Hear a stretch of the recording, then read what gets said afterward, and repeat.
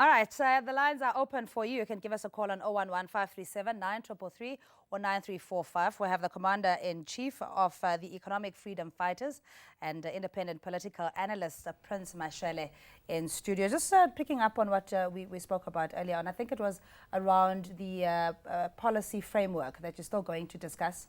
We're aware that you haven't registered as a political party, but it seems very inevitable that that is the route that you're going to take. Look, the majority agree that we need to be a political party, but we have to subject that to a process so that it doesn't become like a decision of some individuals. It must be a decision of a collective. This Saturday we are dealing with our policy, policies that are proposed, so that when we arrive at the dialogue, people have got some proposals which we are putting forward, and then they can decide for themselves. But the last point I want to deal with is the Prince point before we close. Yeah, that you are incapable of delivering on your promises. That Zimbabweans are all here. He can't say we are incapable because we have never been tested. So he's talking about things he knows nothing about. He doesn't know EFF is a new organization. So he shouldn't use his assumptions and knowing certain individuals to conclude that EFF will fail.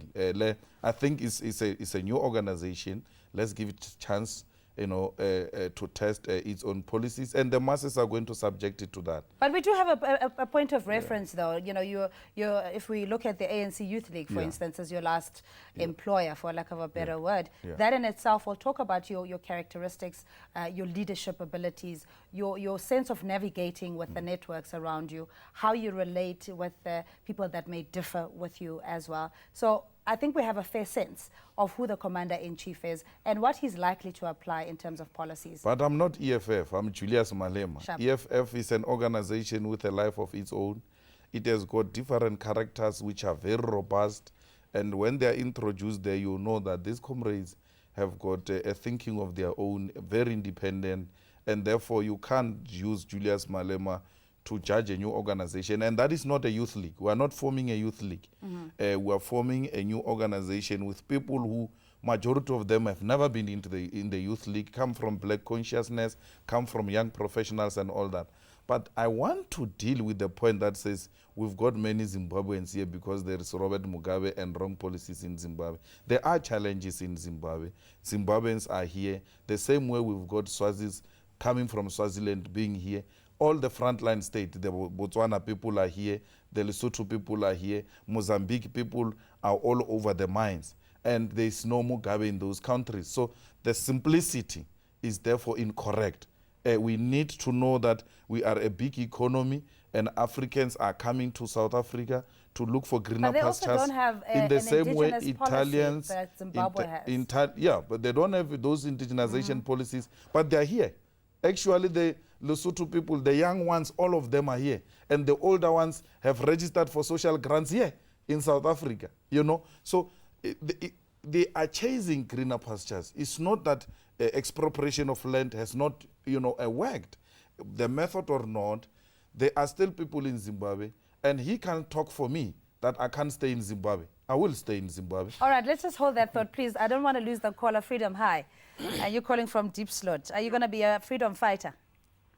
Hi, Freedom. Yes, I'm free. Okay. Hello. Hi. I want to ask Mr. Juju there. Go ahead. Juju. Bob. Yeah, I'm deep-suited at that point in time. So we need you to come at deep-suit as soon as possible because we are busy organizing here. So we need that beret that we have at that point in time. Absolutely. So how can you contact you, Juju? I think that we have a province of Gauteng, and we have established a region of Joburg, and the comrades should be listening. So the fighters will report to Deep Slot very soon. We're all over. We're on the ground. Thanks so much, Freedom. Princess, I understand that you evoke a lot of emotion. There's excitement around it, but the proof will be in the pudding. And let's say you make the 5 million or so voters. I know some commentators have allocated something like 3% to the voting proportion that EFF is likely to receive. No. You know, some headlines are saying you have nothing to lose, therefore you could potentially pose a threat to the ANC if it doesn't deal with its internal squabbles. But the application there of post-2014, Prince is saying, it doesn't sound very convincing.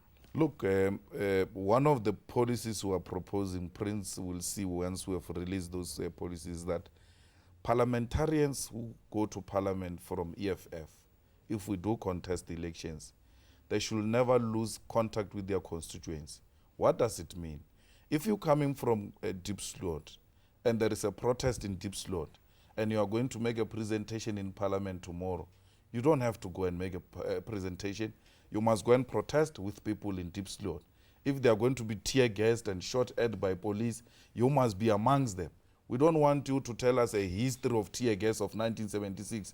You must be part of the sufferings of the people at the moment. And you are not going to be allowed to leave that constituency because those are the people who have made you who you are. And that's what makes EFF a different kind of a political animal which is going to live amongst the people and ensure that it becomes part of the problems and the solutions of the sufferings of our people. I have respect for you that you had defined what it is that is your mission and the uncompromising tone that you have in terms of the pillars that you want to cover: free education, healthcare, expropriation without compensation. Am I missing something? Nationalization of banks and mines, etc. Yeah, massive investment in Africa. That I have no qualms about, but you need to look at the nature of the democracy and the fact that there is a constitution that relies on consultation before any form of reform can be effected. So with all these promises that you're making, it's going to take another lifetime before we undo the Codesas. No, it's not. We are going to be decisive. If the problem is the constitution, we have to change the constitution. Anything that becomes an obstacle to changing the material living conditions of our people, we're not going to be moderate about it. We're not going to give a neoliberal interpretation to the Freedom Charter and what the Freedom Charter envisaged. If the land should be shared amongst those who work it, we're going to do it. There's not going to be willing buyer, willing seller. So we are that type of a decisive leadership. And if we are going to be punished by capital through its strength of having control over breads that gets to be on the shelves, let it be. Our people should learn to make bread on their own, and the day they make bread on their own, they will realize they don't need them. We know this comes with serious pain, and South Africans should be ready to face that pain for the future of our children.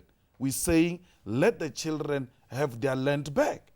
And if that comes with pain, let's face the pain. The revolution is about the pain. People should never be scared of pain. But yeah, okay. Well, there is a revolution. Prince, I have to break your word there. I really apologize. We have to take an ad break, but we'll continue with this discussion. Very robust here in studio. Give us a call just after this.